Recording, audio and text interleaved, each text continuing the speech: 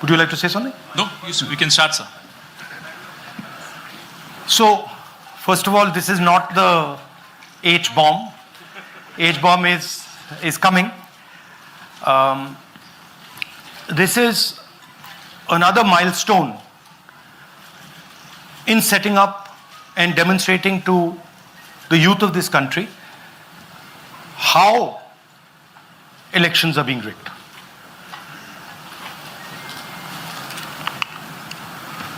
So I'm going to make a claim here, very strong claim, about CEC Gyanesh Kumar. And this is not something I'm saying lightly. I'm the leader of the opposition in the Lok Sabha. This is something I'm saying after solid proof that I'm going to show you, the youth of India, the people of India today. Proof that is black and white, absolutely clear, that the Chief Election Commissioner of India is protecting the people who have destroyed Indian democracy.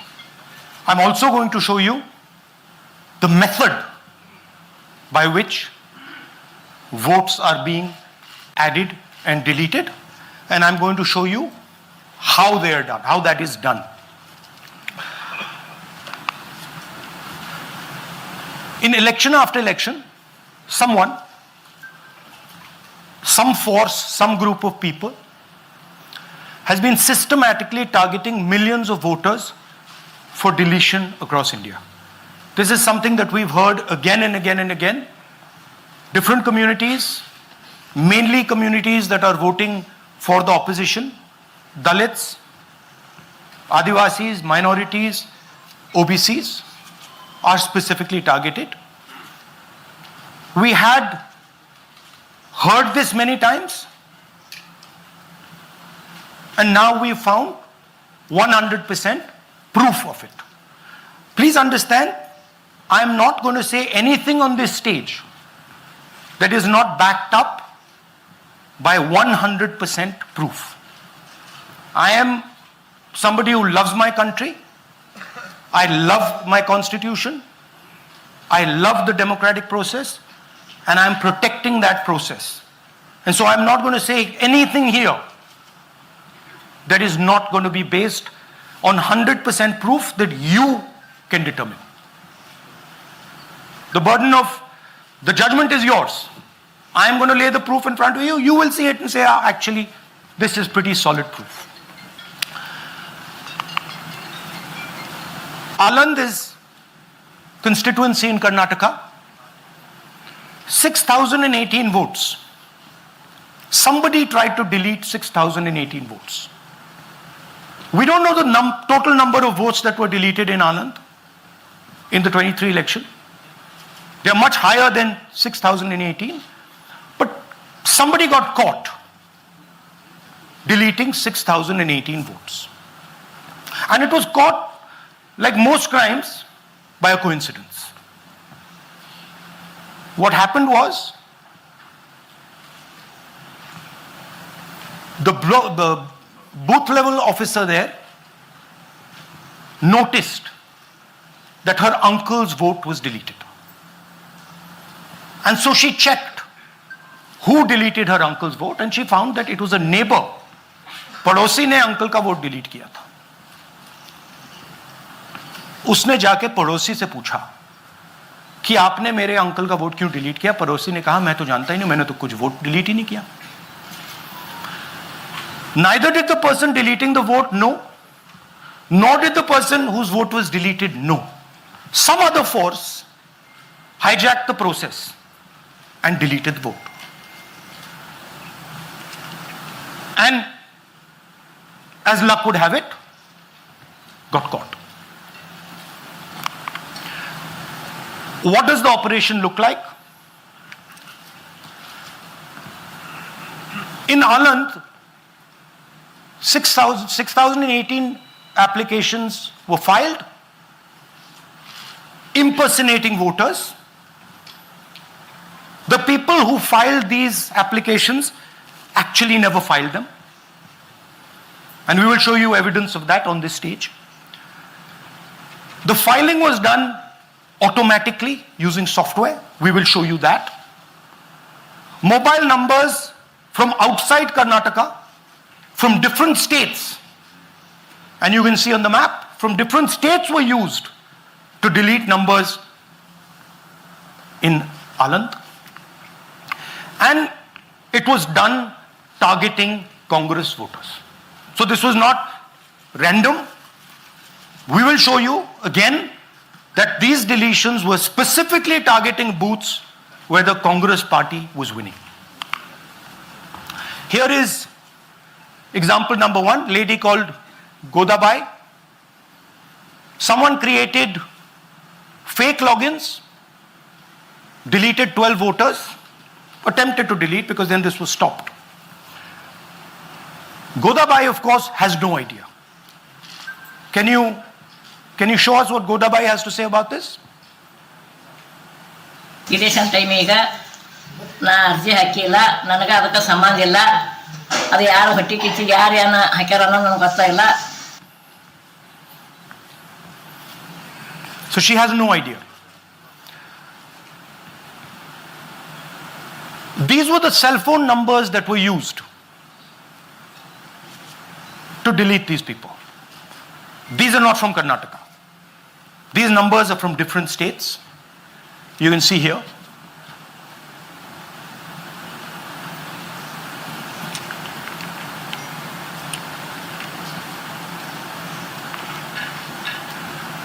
So the question is, whose numbers are these? How were they operated? Where were they operated from? Who generated the OTPs to disturb the process? Now these are questions that arise out of this. Here's example 2, Suryakant. This gentleman apparently deleted 12 voters in 14 minutes. He filled 12 deletion forms in 14 minutes. I'd like you to meet him. He's here. That's one of the people. That's one. Namaskar bhi aiye. Babita Chaudhary is one of the votes that he is supposed to have deleted. Aiye bhaiya. He is supposed to have deleted. This is the gentleman. ये इनका vote delete किया जा रहा था. ये कर रहे थे. इनसे आप पूछिए. बताइए. That's our candidate. हाँ. कन्नड़ा में बोलिए. ನನ್ನ ಹೆಸರು ಸೂರ್ಯಕಾಂತ್ ಗೋವಿನ. ನಾನು ಸರ್ಸಂಬ ಗ್ರಾಮದಲ್ಲಿ ಇದ್ದೆ. ನನಗೆ ನಾಲೆಜ್ ಇಲ್ಲದೆ ನನ್ನ ಹೆಸರು ಮೇಲೆ 9 ಜನರ ಲಿಸ್ಟನ್ನು ಡಿಲೀಟ್ ಮಾಡಿದ್ದಾರೆ.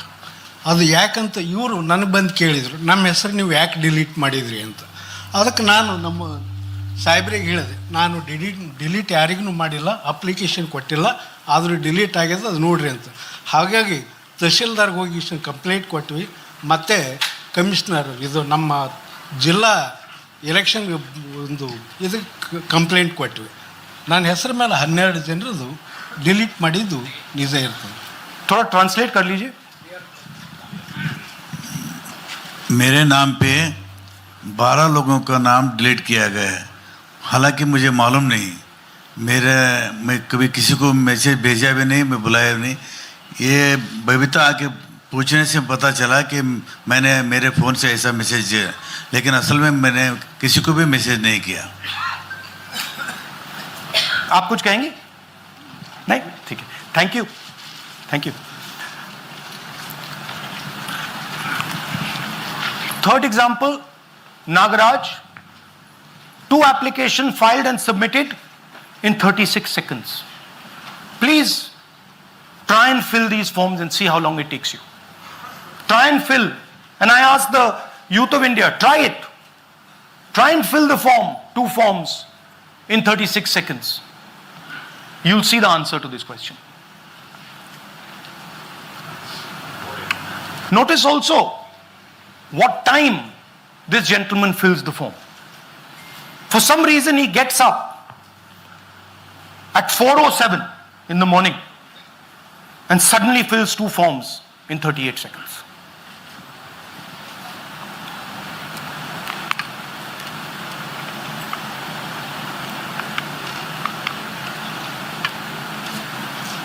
Now let's talk about how this is being done and why I'm saying and we are saying that this is being done in a centralized manner, and this is being done not using individuals but using software. Look at the serial numbers. Serial number 1, serial number 1, serial number 1, serial number 1. Serial number 1 means that this is the first person whose name, this is the first name in the booth. So a software is picking up the first name in the booth and using it to delete voters. So someone ran an automated program that ensured the first voter of the booth was the applicant. That same person got cell phones from outside the state, used them to file the applications. And we're pretty certain that this was done in a centralized manner and it was done at scale. This was not done in a, at a worker level. This was done at a call center level. Okay? Targeted deletions in strong Congress booths. The top 10 booths with maximum deletions are Congress strongholds. Congress won 8 other 10 booths in 2018. This was not a coincidence. This is a planned operation. Now, let's come to why I'm making such a direct accusation about this gentleman, Gyanesh Kumar. There is an ongoing investigation on this matter in Karnataka. The CID of Karnataka has sent 18 letters in 18 months. 18 letters in 8. And number 3, most important, give us the OTP trails. Because when you file, you have to get an OTP. 18 times in 18 months.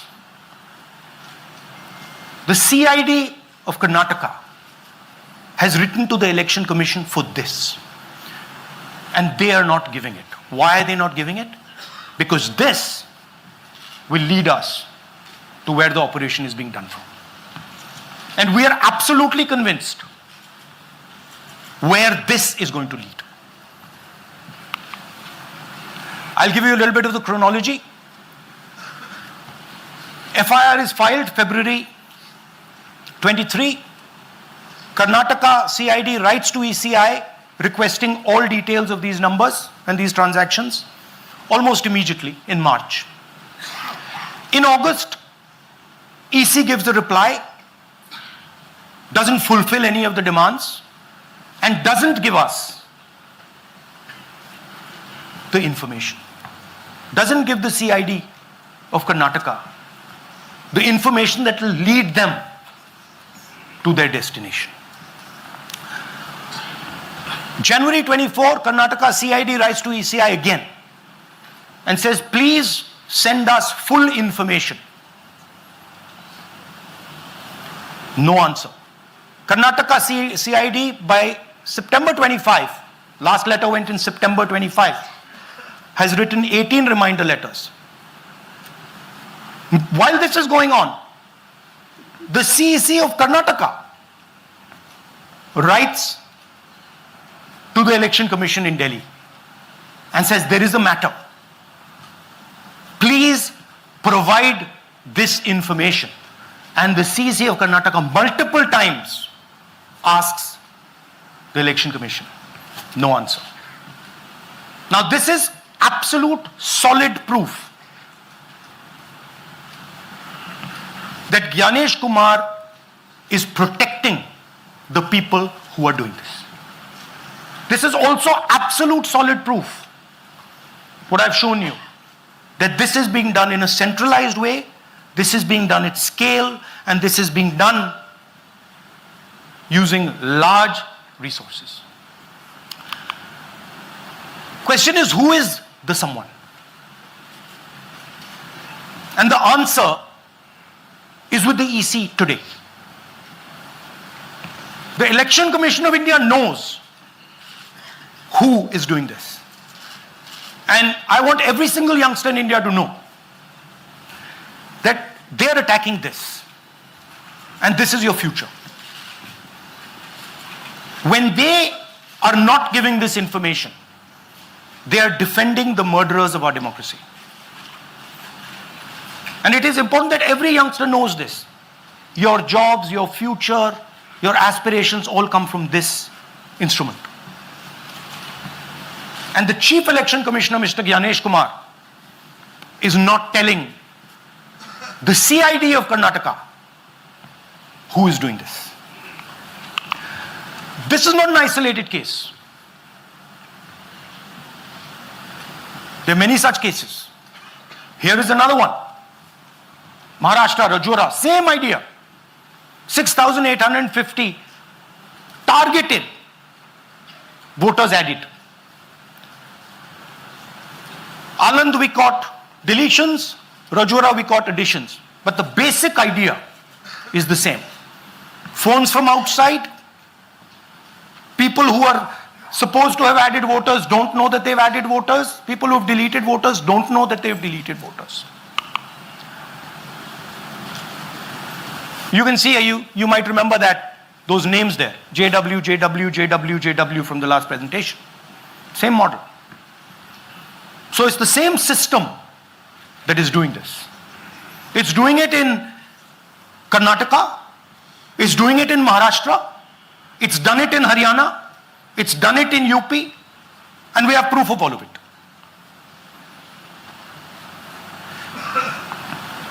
Names are being filled. Addresses, the address is Sasti, Sasti, Sasti, Sasti. Name is UQ, JJW.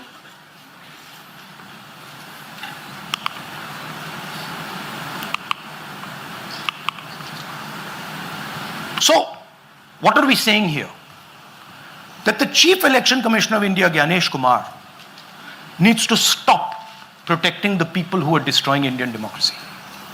We have given you 100% bulletproof proof here. It cannot be doubted. You have seen it with your own eyes. Right? EC has to release this data of these phones, these OTPs, within a week. Otherwise, देखिए ये H bomb तो नहीं है. H bomb आ रहा है, hydrogen bomb आ रहा है. ये एक और उदाहरण है वोट चोरी का. पिछली बार मैंने आपको एडिशंस के बारे में बताया था. ये हम आपको डिलीशंस के बारे में दिखा रहे हैं, और सबूत के साथ हम आपको दिखाएंगे कि ये जो डिलीशंस हुए हैं ये सेंट्रलाइज तरीके से कॉल सेंटर के प्रयोग करके, सॉफ्टवेयर के प्रयोग करके किए गए हैं.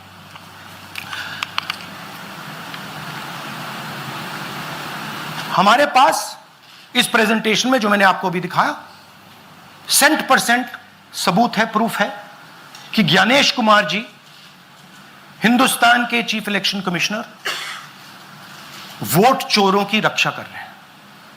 और यह मैं आपको अभी दिखाने जा रहा हूं. हर इलेक्शन में हमें रिपोर्ट आती थी कि वोटर्स डिलीट हो रहे हैं. कांग्रेस वोटर्स डिलीट हो रहे हैं, ऑपोजिशन के वोटर्स डिलीट हो रहे हैं, दलित वोटर्स डिलीट हो रहे हैं, आदिवासी हो रहे हैं, माइनॉरिटी वोटर्स डिलीट हो रहे हैं, ओबीसी वोटर्स डिलीट हो रहे हैं. मगर जब डिलीट होते हैं ऑपोजिशन के ही होते हैं. कर्नाटक में आलंद कंस्टिट्यूएंसी है. यहां पे चोरी पकड़ ली, कोइंसिडेंस से पकड़ी। वहां की जो बीएलओ थी उसने देखा कि उसके रिश्तेदार को डिलीट कर दिया गया था। जैसे चोरी पकड़ी जाती है, कोई छोटी सी गलती हो जाती है, हाथ आ जाती है। अलंद में 6018 वोटर्स डिलीट हुए, उसमें से इनकी रिश्तेदार थे।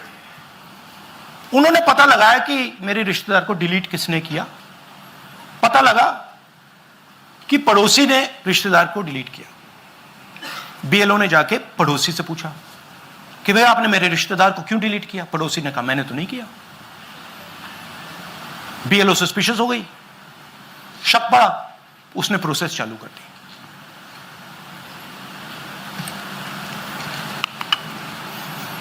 पता क्या लगा कि कोई ना कोई, किसी ने अलंद में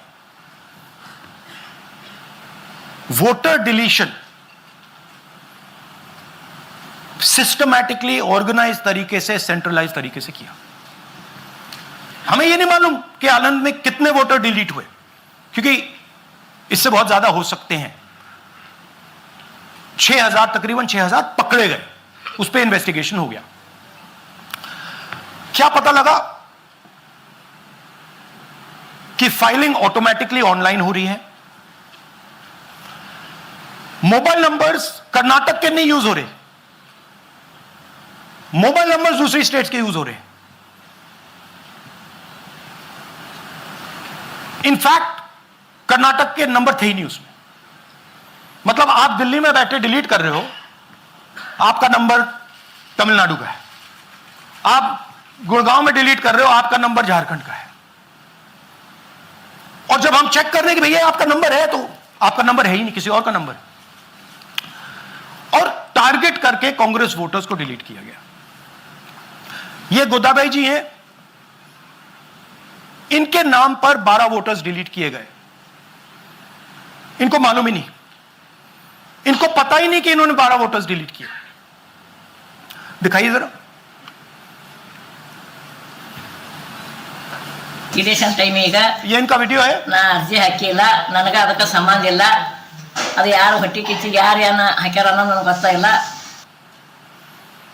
तो इनको आइडिया नहीं है कि इन्होंने वोटर्स डिलीट कर दिए।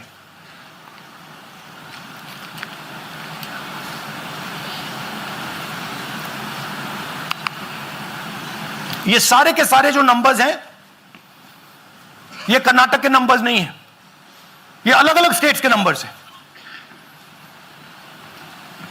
और इन नंबर्स को आप फोन करके देखिए, रिप्लाई नहीं आता है।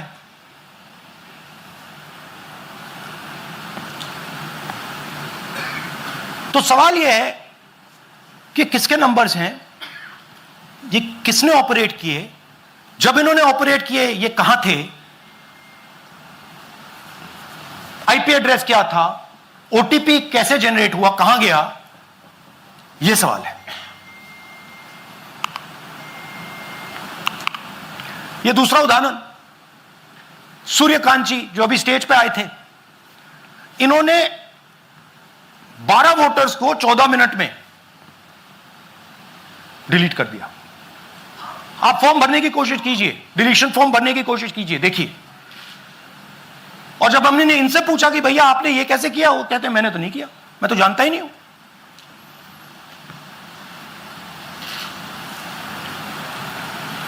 बबीता चौधरी जी का इन्होंने एक नाम डिलीट किया, यहां खड़ी हैं बबीता जी, यहां है, सूर्यकांत जी यहां है। आ जाइए जरा स्टेज पे, एक सेकंड आ जाइए। ये दोनों खड़े हैं यहां पे, सूर्यकांत जी, बबीता जी। इनको मालूम ही नहीं कि इन्होंने डिलीट किया। Thank you. नागराज जी, इन्होंने 2 एप्लीकेशन 36 सेकंड में फाइल कर दी है। और मजे की बात देखिए, ये 4 बजे सुबह उठ के फाइल कर रहे हैं। पता नहीं क्या हुआ, 4 बजे सुबह कहा कि भैया मैं 2 वोटर को डिलीट करूंगा, और कितने 36 सेकंड में डिलीट कर दिए, फिर सो गए।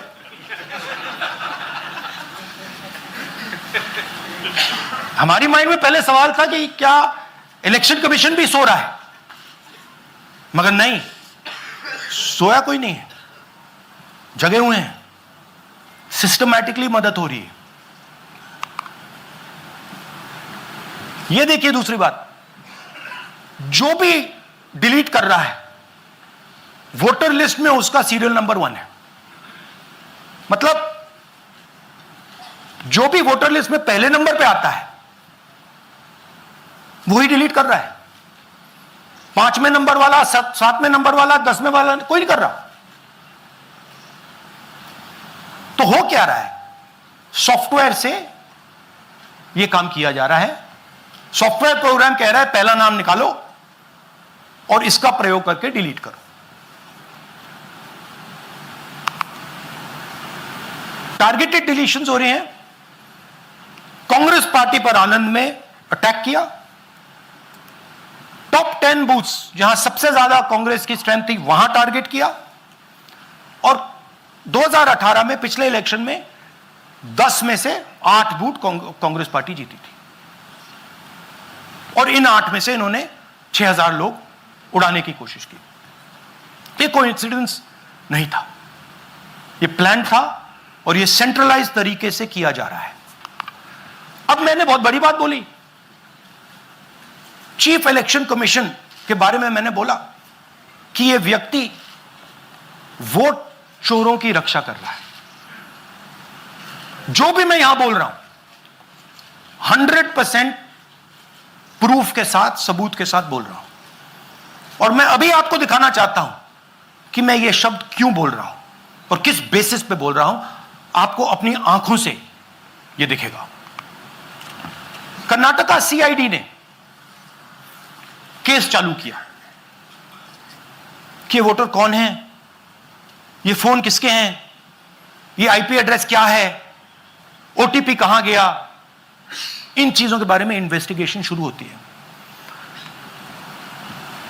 कर्नाटक सीआईडी ने हिंदुस्तान के इलेक्शन कमीशन को 18 चिट्ठियां लिखी हैं। हमें आप ये इंफॉर्मेशन दीजिए, बिल्कुल क्लियर है।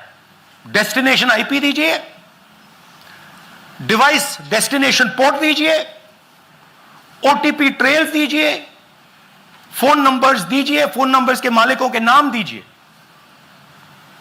क्लियरली पूछा है, नो आंसर। 18 चिट्ठी CID Karnataka, no answer from chief election commissioner, no answer from election commission. Timeline देखिए,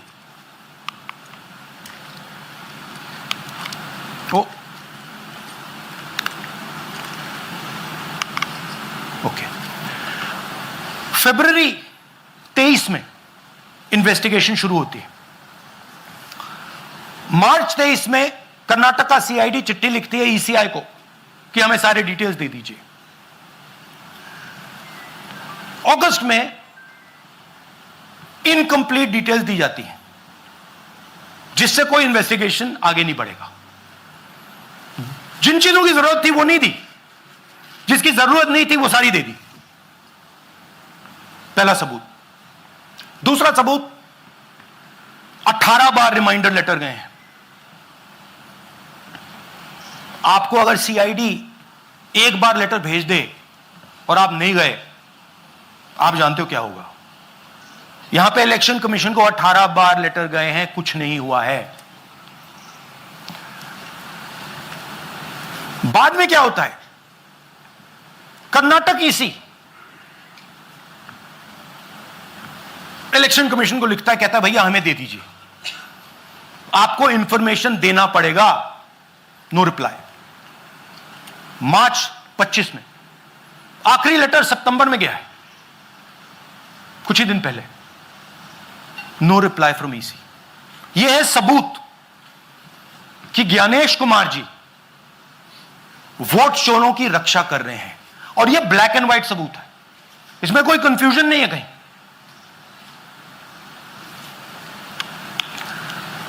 तो सवाल उठता है, ये है कौन जो सेंट्रलाइज तरीके से कॉल सेंटर के प्रयोग से, सॉफ्टवेयर से अलग अलग प्रदेशों में वोट डिलीट कर रहे हैं, ऐड कर रहे हैं। इलेक्शन कमीशन जानता है, ज्ञानेश कुमार जी जानते हैं। अच्छा, ये सिर्फ आनंद में नहीं हुआ, ये अलग अलग कंस्टिट्यूएंसीज में हुआ है। आनंद में लीगल प्रोसेस चालू हो गई, पकड़ लिया। यहां महाराष्ट्र में उसी मोडस ऑपरेंडी से, उसी सिस्टम से यहां पे वोट ऐड हुए हैं। आनंद में डिलीट, रजौरा में एडिशन, 6850। आपको याद होगा पिछले प्रेजेंटेशन में मैंने आपको नाम दिखाए थे, ये देखिए वही नाम यहां है। वही सिस्टम महाराष्ट्र में चल रहा है जो कर्नाटक में चल रहा था। नाम वैसे ही है, जेडब्ल्यू जेडब्ल्यू जेडब्ल्यू, पता वैसा है, जेडब्ल्यू जेडब्ल्यू, नाम यू ऐसे किसी ने टाइप करके लगा दिया। तो जो ये काम कर रहा है, ये उत्तर प्रदेश में, हरियाणा में, बिहार में, कर्नाटक में, महाराष्ट्र में वही कर रहा है।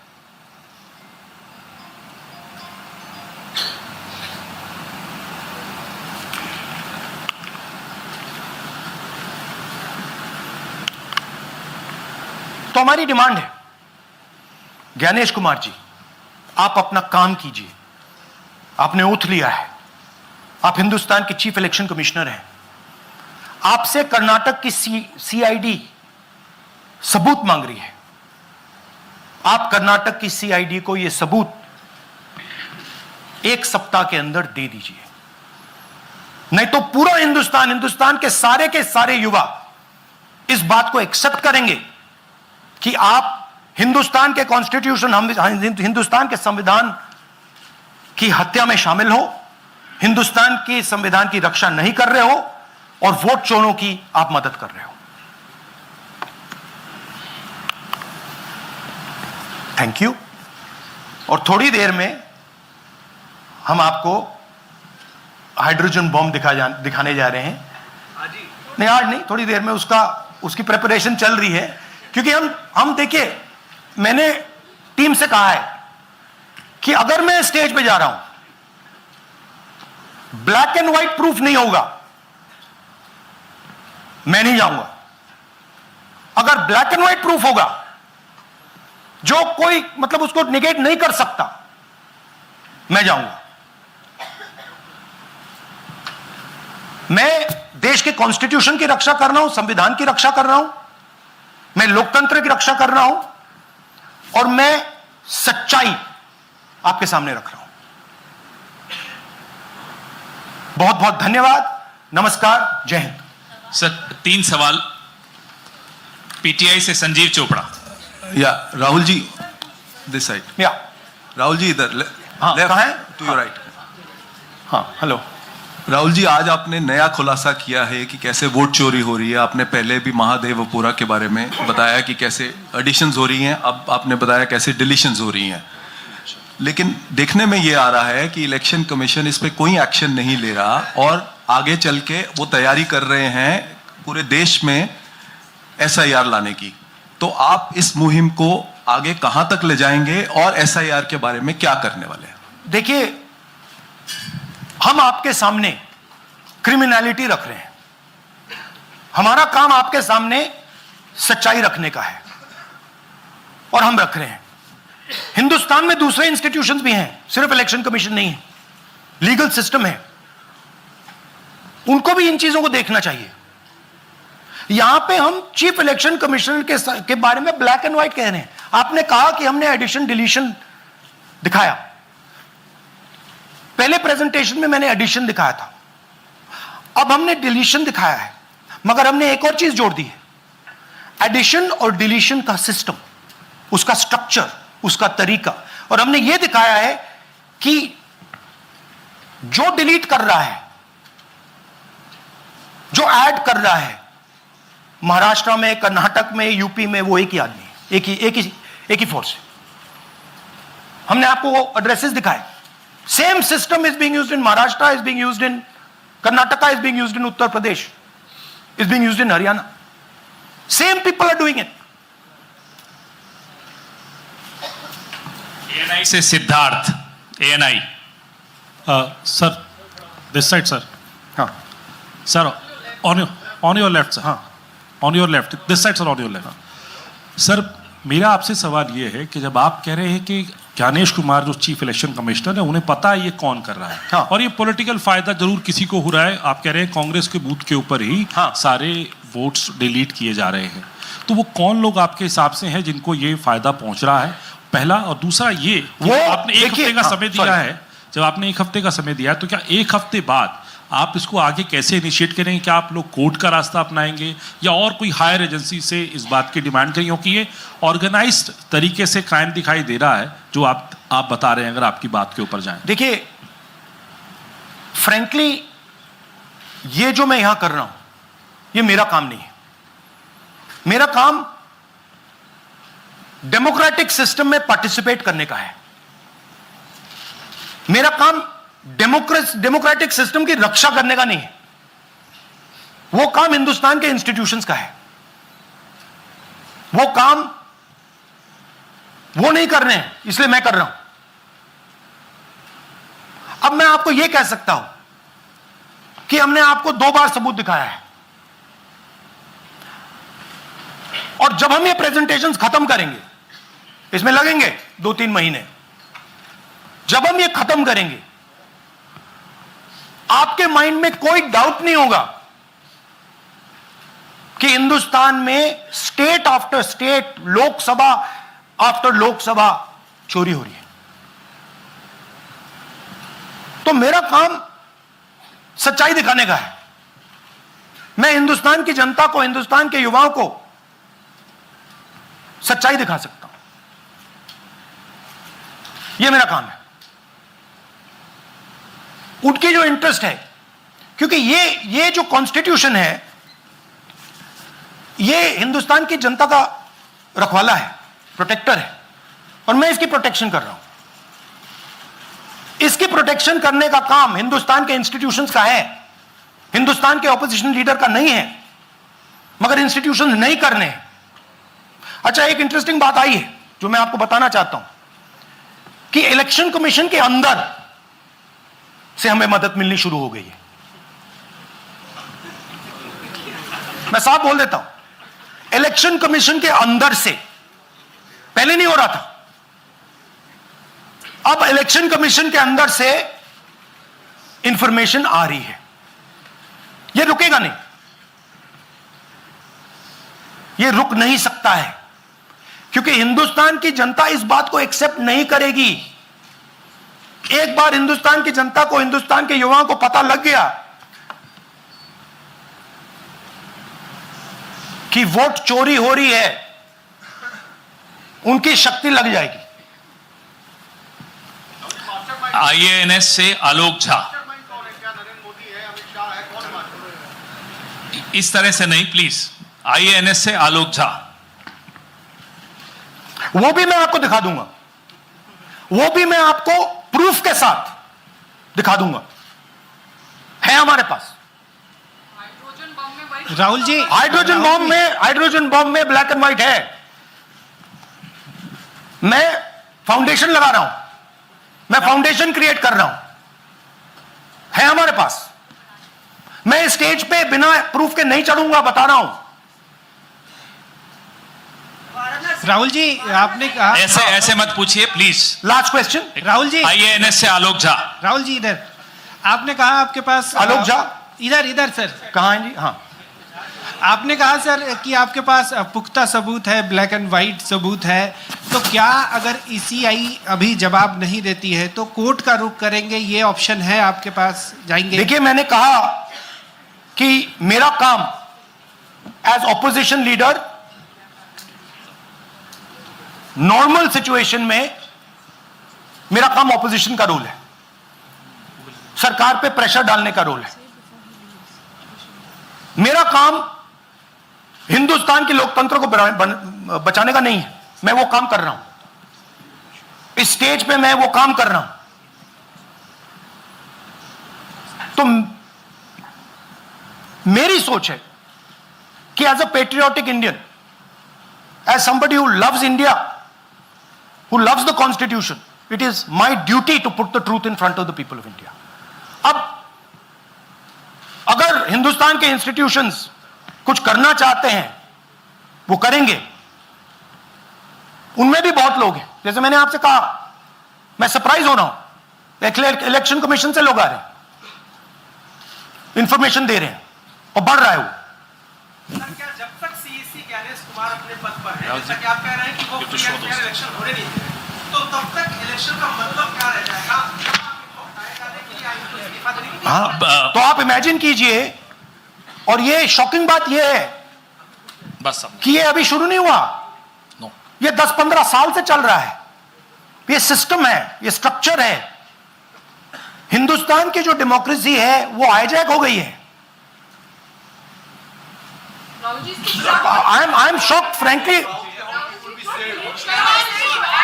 Democracy, brothers and sisters, democracy can only be saved by the people of India. Nobody else can save democracy. Rahul Gandhi can come here and say something and say this is the truth. But the people of India, who I believe in, who I love, can do it. The day the people of India realize that आपका जो लोकतंत्र है, आपका जो संविधान है, वो आपसे चोरी हो गया है, उस दिन काम हो जाएगा. Thank you. अब आप लोग अपने स्थान पर खड़े हो जाइए राष्ट्रगान के लिए. ये है इनकी डिटेल लिस्ट, देख लीजिए. राष्ट्रगान के लिए अपने स्थान पर खड़े हो जाइए.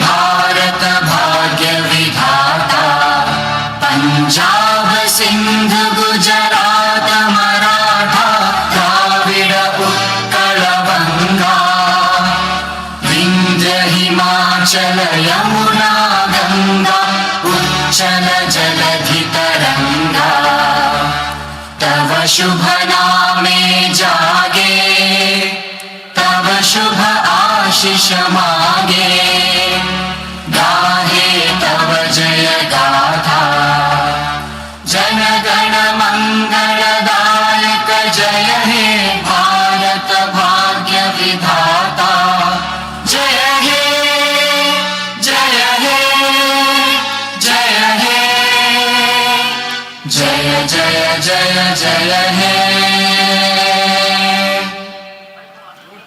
Thank you.